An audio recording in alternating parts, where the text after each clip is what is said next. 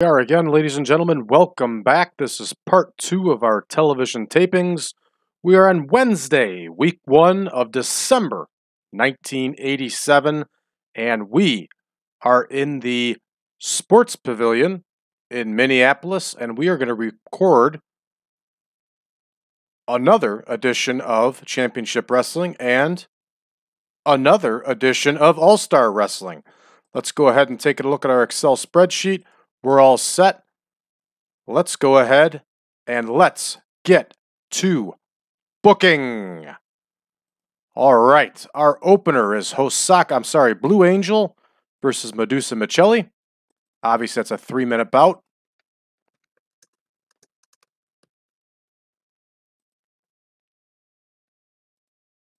Blue Angel has done very well for us as enhancement talent. And of course, we got to get Madusa Micelli some wins here since she's got some chilly momentum and she's not happy. All right, Madusa gets that win, of course. Next, we got Terry Ellis and Chris Zarna versus the Guerrero brothers.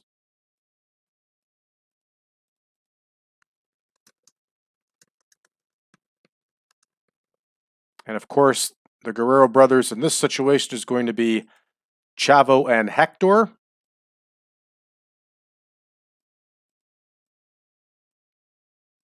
And there's Chris Zarna. Terry Ellis has got that pretty good mustache. He's got the balding thing going on. He's got a pretty good look to him. Chris Zarna was actually in really good shape. He ended up doing some work for the WWF. I can't remember if he did it under Chris Zarna or if he used a different name. All right, we're going to go ahead and give Chavo the win. So that one is booked up now. Next, we got Houdini versus Steve Armstrong. Remember, we just brought Steve Armstrong into the promotion. And we are going to give him some wins on television here, get him built up, because again, he is chasing Nelson Royal for the World Light Heavyweight title right now. And Houdini with that classic 80s look that he had going. Man, is that a look. How was this guy not a star? I challenge any of you using this mod to sign Houdini and build him into a star. All right, Steve Armstrong gets the win here. I always liked Steve Armstrong. He was a good athlete, a good wrestler. Wolfman Jr. is going to face Rip Oliver here, and Wolfman Jr., of course, is David Price. And if you try to tell me that he doesn't look like Wolfman Jr., I'm going to call you a liar. There's Wolfman Jr. And there is Rip Oliver. The Crippler Rip Oliver, the double nickname Oliver. All right, Rip Oliver gets the win. And Rip Oliver has like white hot momentum, yet he lost matches to Jerry Lawler on the circuit for like 3 months. All right, Mike Richards is going to face Jerry Lawler. Speaking of Jerry Lawler.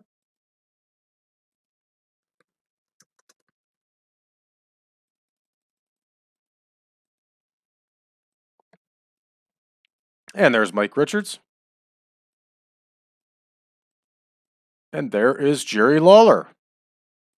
And again, it's difficult to really get some true momentum going with Lawler here because we lose him after 10 uses. Just because that's the way the game's designed. All right, let's take a look at our other promos here and see if we want to give Lawler some additional time here. Okay, Rose and Summers don't do the greatest of promos, but Scott Hall does. So let's give Jerry Lawler 5 minutes here.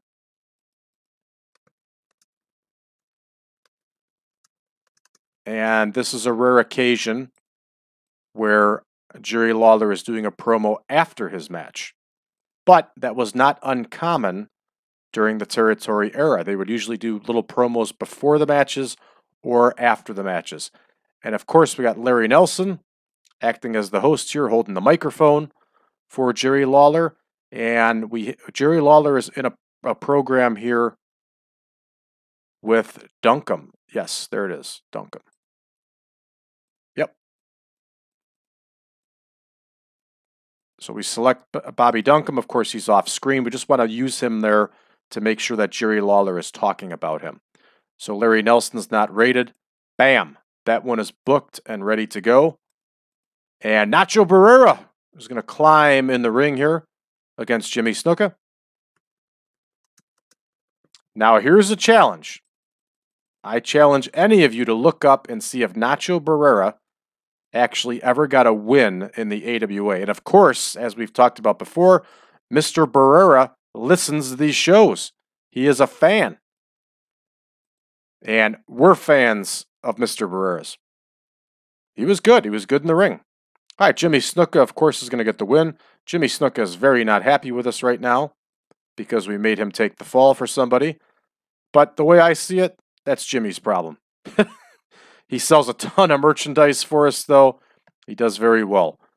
All right, Rose and Summers are going to cut a promo here.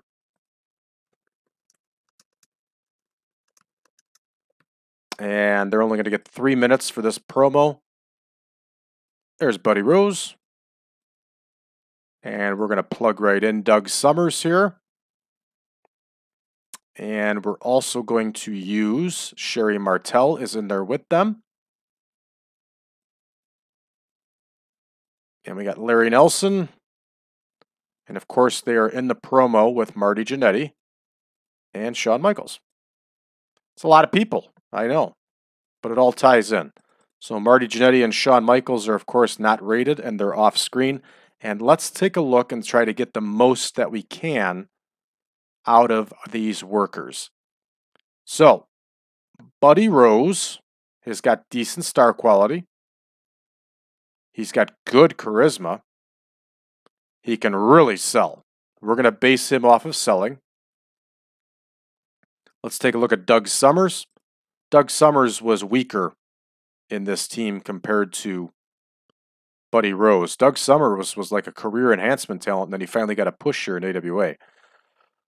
All right, so we're going to go ahead and base both of them off of selling, and then let's see if Sherry's got anything really good that we can use.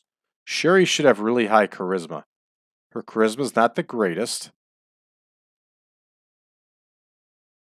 She's another one that's really good with selling. Let's base all three of them on selling, and let's see how that goes. This is TEW, so you never know what you're going to get, but it's worth a shot here. Okay, so we got that one booked up. Now, who is facing Rose and Summers here? Tom Bennett and Steve Butler.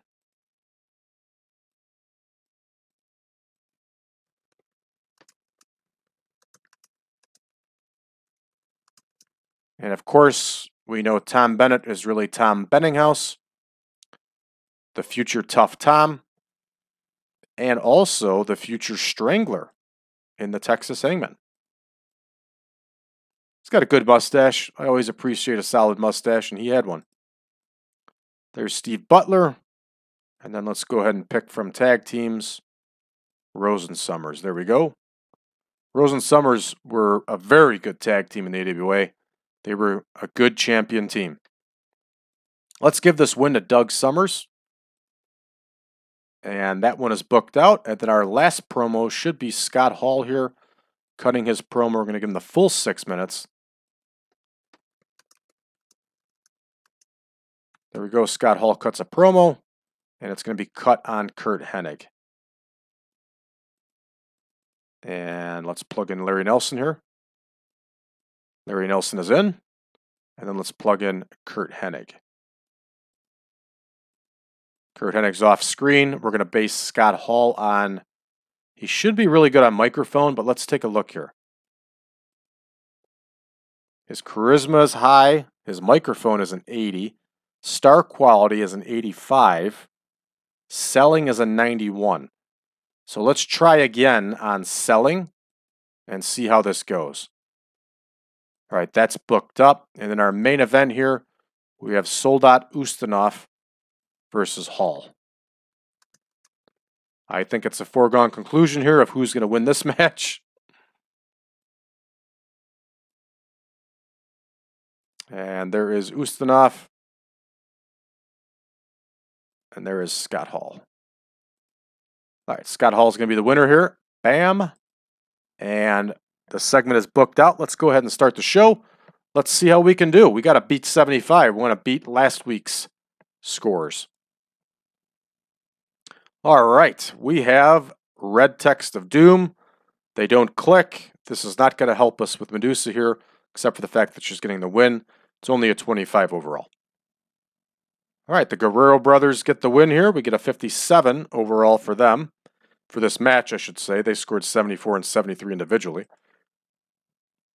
Steve Armstrong, we get the red text of doom, because people just don't know who Steve Armstrong is yet.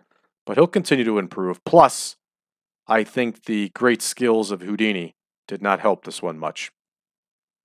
All right, Rip Oliver gets the win over Wolfman Jr. with that tombstone piledriver. Do you think David Price had a perm here?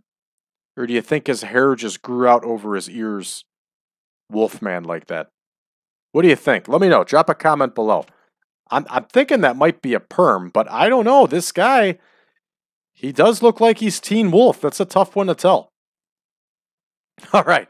Jerry Lawler gets us a 70 match here against Mike Richards. He scores a 91 on his own. Lawler is gold for us. All right, Lawler only gets a 78 on a promo, which is very disappointing here. We've seen him in the 80s and upper 80s. I can't say I quite understand this one, but I don't understand a lot of things the TEW has been doing to us lately. The segment rating was limited for being short. We gave him 5 minutes, and they said it was short. The max is 6. All right, well, whatever. Okay, Jimmy Snuka gets the win over Nacho Berrera. He uses that nerve claw. We get a 70 for that one. Not bad. Thank you, Mr. Berrera, for shining up Jimmy Snuka here. And this one gets a very disappointing 66 overall. That's the Rose and Summers promo. But then again, we've never really gotten that high of a promo for these two. So maybe a 66 isn't too bad. Let's move along. They get a 66 for their match. Rose and Summers scores some outstanding numbers here. But it's still dragged down all the way to a 66. Fair enough. Moving right along. Scott Hall only gets a 76 for his promo. Another guy that has scored in the 80s before and only gets a 76. So I think we can see how this show is going, folks, and it's not going well for us. I'm going to imagine because of Soldat Ustinov, our main event's probably only going to score a 70 here or lower. And we're going to be in some trouble here with this show. 76, a whopping 76 for our main event on television here.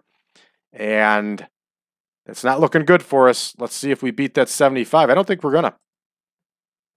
There we go. We lost popularity again for a craptastic television show. And this one's in our hometown of Minneapolis. So I am not pleased. We only get a 73 overall.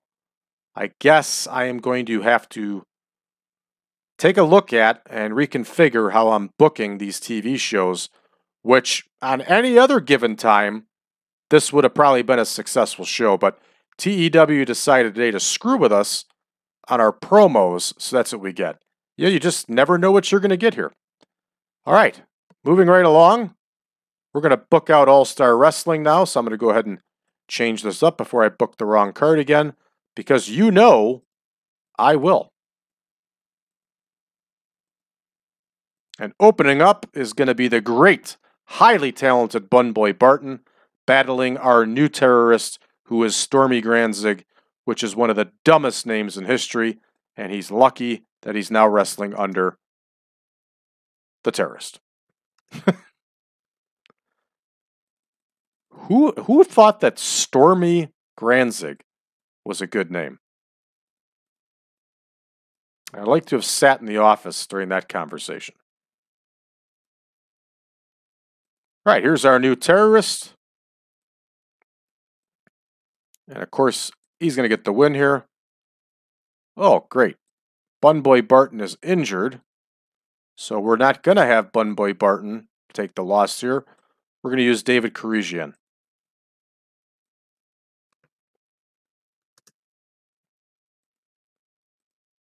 All right, terrorist is going to get the win. And let's take a look at our next bout here, which is going to be Mikey Jones and Mad Mountain Mike. Not Man Mountain Mike, but Mad Mountain Mike are going to face Dukes and Jammer. which has potential to be one craptastic match. But we got to get Dukes and Jammer some exposure.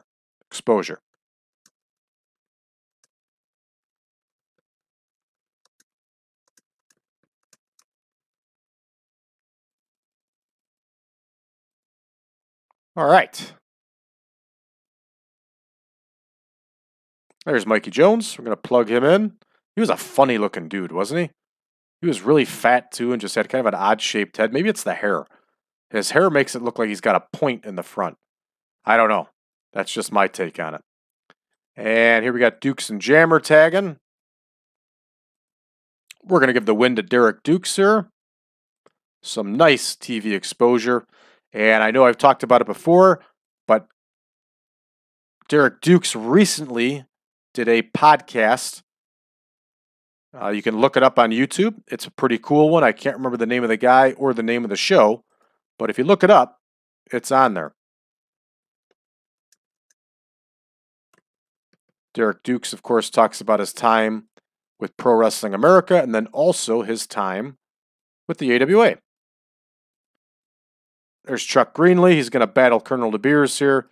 Chuck Greenlee's got that hair thing going. He does have a respectable mustache, though. I like it. I'm actually growing right now a very similar mustache to that.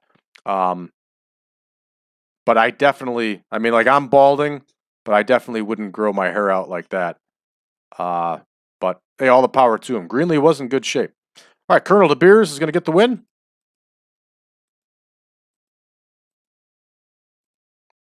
And we got Crusher Krugnoff facing none other than Greg Gagne.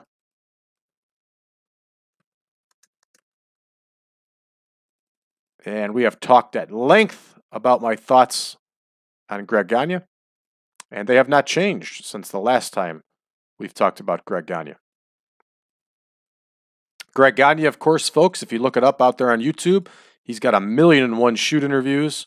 He likes to trash talk Eric Bischoff. And he also tells some pretty fantastic out there stories. Greg Gagne, according to Greg Gagne, is pretty much responsible for every bit of WCW and WWF success from like 1989 to like 2006. So he's an interesting guy to hear about that. He and Mike Graham apparently are the greatest bookers and behind-the-scene talents in the history of pro wrestling. All right, we got Jesse Hernandez facing Dick Slater. And Dick Slater has done a great job for us here in the AWA. I've been very pleased with him. He's another one I doubt we're going to be able to re-sign him. He'll probably get gobbled up by All Japan or somebody else. But we're going to give it hell, and we're going to try to re-sign him. I could always cheat and just extend his contract, but I'm going to try to avoid that. Not against cheating if it keeps something realistic. All right, we got to take a look at this one now. Okay, the Midnight Express are going to have a crappy promo. So we're going to give Bob Backlund 5 minutes. We're going to give Zbyszko and Saito 6 minutes. So here we go. Bob Backlund cuts a promo. And I guess he's going to be cutting this promo with Eric Bischoff, of course.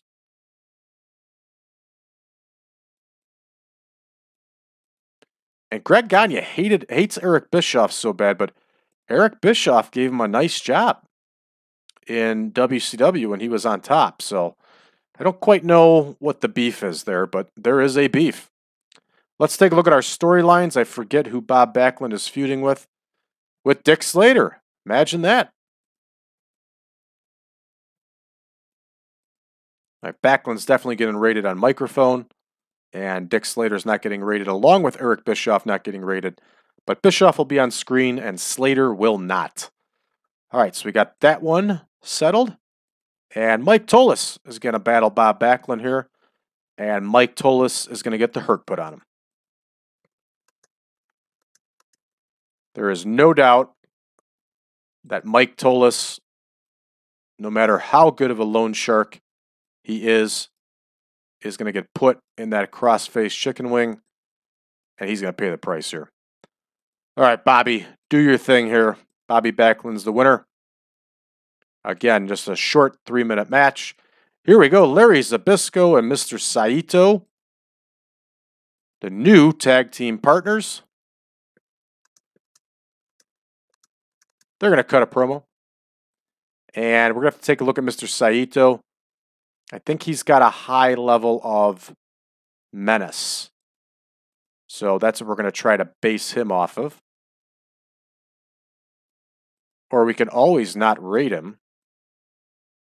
We'll take a look and see. All right, there's Eric Bischoff. And of course, we know they're in a feud with Nick Bockwinkel and Ray Stevens.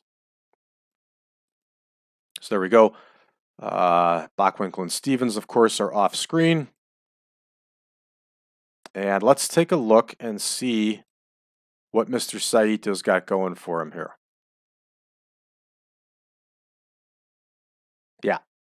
Yeah, his menace is only a 73. Star quality's only decent. His selling is not very good. Let's keep him unrated here. And let's let Larry Zbyszko do his thing with microphone. Now, Larry Zbyszko on its own talking has given us in the 80s and 90s. I'm sure with our current stretch of luck here, he's probably going to get like a 61. Okay, so we got that booked. And we're going to have Mike Starr facing Mr. Saito here. And that again is going to be a 3-minute squash.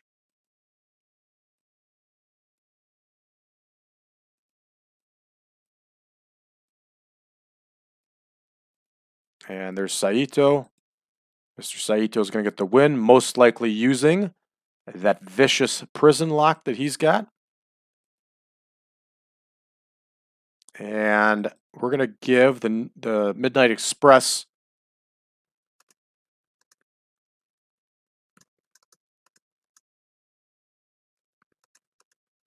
of course, we label that. Midnight Express is going to cut a promo with Paul E. Dangerously. And we got Dennis Condrey here. We got Randy Rose. We got Paul E. There's Eric Bischoff. And they are in a feud with a really bad team right now, if I remember correctly. And we don't even have it as a feud. So that's cool. So we're going to keep it right here at this. And we're going to base Condrey on selling. Let's take a look at Rose's best attributes because I don't remember them. His selling is 85. So that's pretty good. So we'll base him on selling. And of course, Paul E is based on microphone.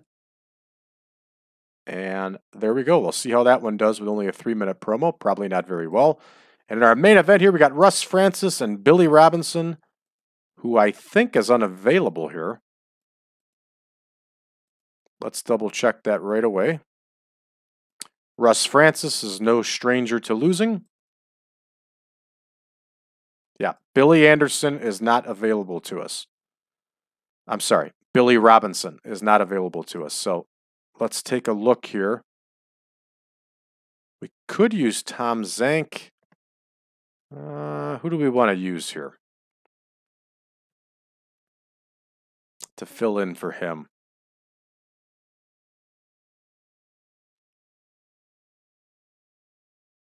This is a tough one. This is a tough decision to make here. If we didn't have Greg Gagne on the card already, I would use him. Baron Von Raschke already did the favor for us. You know what? The heck with it. Let's use Tom Zank here.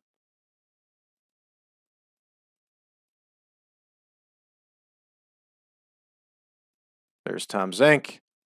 Our tag team, Midnight Express right here. There's Francis and Zank versus the Midnight Express. And this one goes 14. And we're going to have Dennis Condrey get the win by manager interference.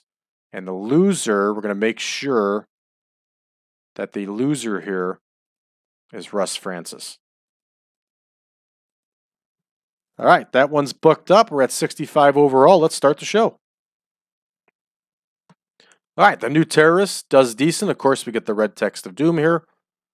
Red text of doom again. Ooh, this one only gets a 17. We predicted it could potentially be a craptastic match, and it did not disappoint. It is definitely a craptastic match. We take a look at our dirt sheet here. There's a lot of issues here. A lot of inexperience. A lot of problems. But that's all right. We're going to keep running Dukes and Jammer, and they're going to continue to improve. Colonel DeBeers scores a 65. His match gets a 49 overall. Once again, Chuck Greenlee's got a great mustache, but just really bad hair. So let's see what the takeaways were. Colonel DeBeers is fatigued? Why is DeBeers fatigued? He's not even working for anybody else as far as I know.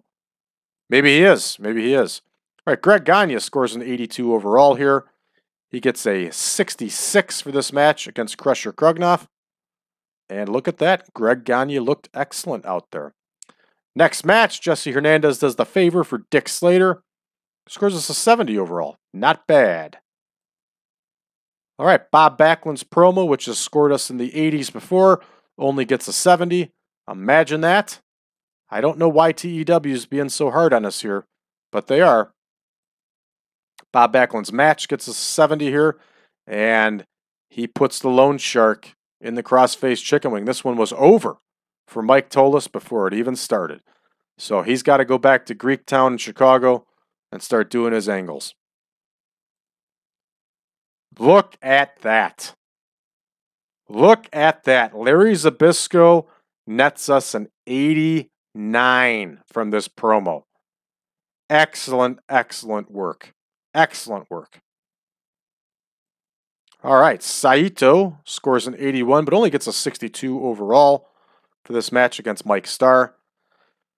I'm not surprised. And let's see how the Midnight Express promo goes. I don't have much hope for it. Only gets us a 58. Imagine that. And this main event makes me a little nervous. Let's see how it did. 72 overall. Not bad. Not bad at all. All right. All right. Let's see overall what we get. Let's hope we don't drop any points. And we drop points again. Man, this is the problem. This is the problem with this game. We're running this realistically, so we're not going to be scoring 80s and 90s on television.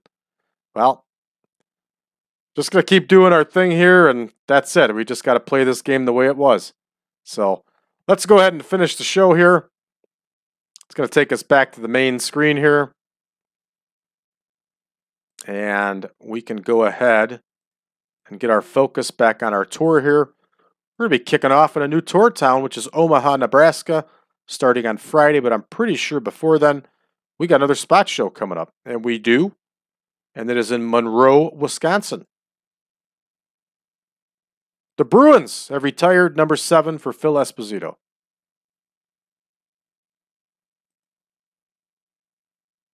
Well, they're saying our shows have been great here.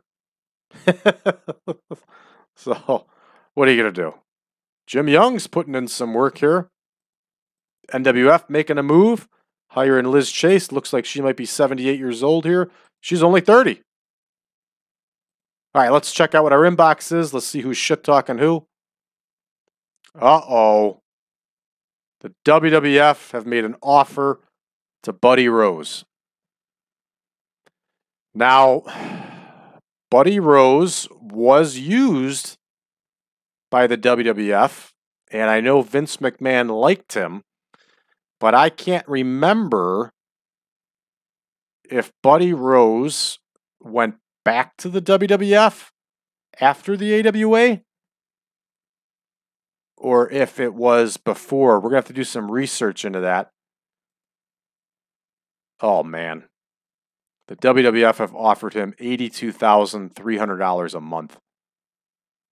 We can't keep up with that. We can't keep up with that at all.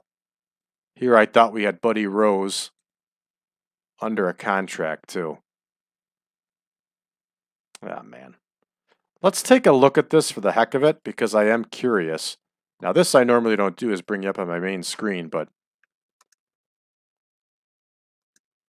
Let's go to Cage Match. It's one of my favorite places to look up wrestlers. And let's see what we can find here about Buddy Rose.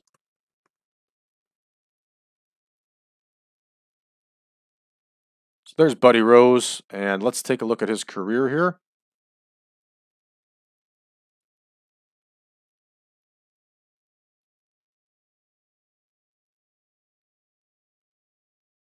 All right, so he left the AWA after 87.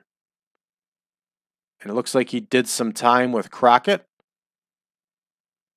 Windy City, some other promotions, and he ended up in the WWF in 1990. So this is not unrealistic for him to be leaving the AWA. So, you know what, folks? We're just going to have to deal with it. We're losing Buddy Rose. What are we going to do? That's my fault for not getting him under contract. That hurts because that was a good team. That was a really good team. So we're going to have to look at our options here. We're going to have to put somebody else in the main against the Midnight Rockers. Hey, what are you going to do? Look at that. Sergeant Slaughter likes Killer. All right. Well, that's going to do it for us for this one, folks. I appreciate you tuning in. The next show, which will be tomorrow, is going to have us for our spot show. We'll double check it here.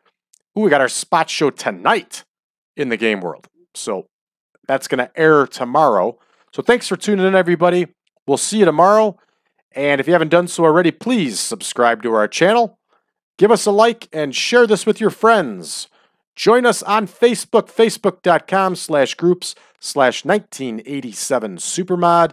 And last but not least, if you would like the Supermod, please go to my website, braddrake.net. Drop me a line, and I will be more than happy to send you a link to the Google Drive page where you can download the picture pack and also the database. So long for now.